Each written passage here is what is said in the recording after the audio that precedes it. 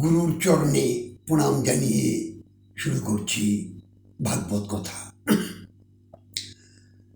ভাগবতের 18,000 শ্লোক।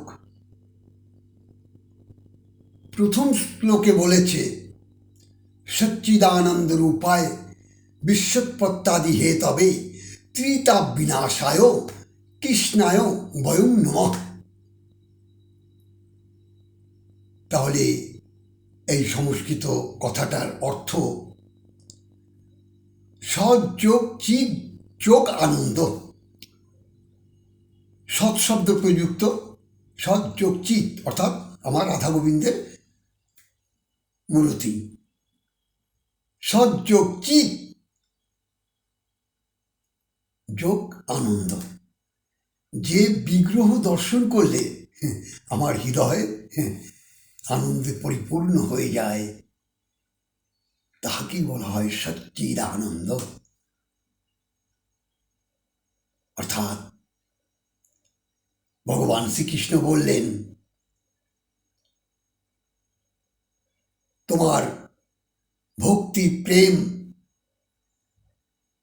ধন জন যৌবন সমস্ত কিছু তুমি আমার চরণে সঁপে দাও। সচ্চিদানন্দ রূপায় বিশ্বৎপত্তাদি হেতবেই ত্রিতাপ বিনাশায় কৃষ্ণায় বয়ং নমঃ। ভগবান শ্রীকৃষ্ণ বললেন, আমি অঙ্গীকারবদ্ধ, তুমি তোমার সমস্ত কিছু আমার চরণে নিবেদন করে দাও, আমি তোমাকে সকল পাপ থেকে মুক্ত করব। ত্রিতাপ বিনাশায় কৃষ্ণায় বয়ং নমঃ। এত সুন্দর কথাটা আমার ভগবান শ্রীকৃষ্ণ বললেন। তো আমাদের প্রেম ভক্তি সব কিছু যদি উজাড় করে রাধা মাধবের চরণে আমরা সঁপে দিতে পারি, মুখে বললেই তো সঁপে দেওয়া যায় না। বহু জন্মের সাধন ভোজনের ফলেই এই আত্মত্যাগ। আমার বলতে জগতে সত্যি তো কিছু নেই। কৃষ্ণ ভজনের যে দেহটা আমরা পেয়েছি, সত্যি সত্যি যদি এই দেহে ভজন হয় তাহলে গোবিন্দের চরণে তারা সবই সঁপে দিতে যাবে।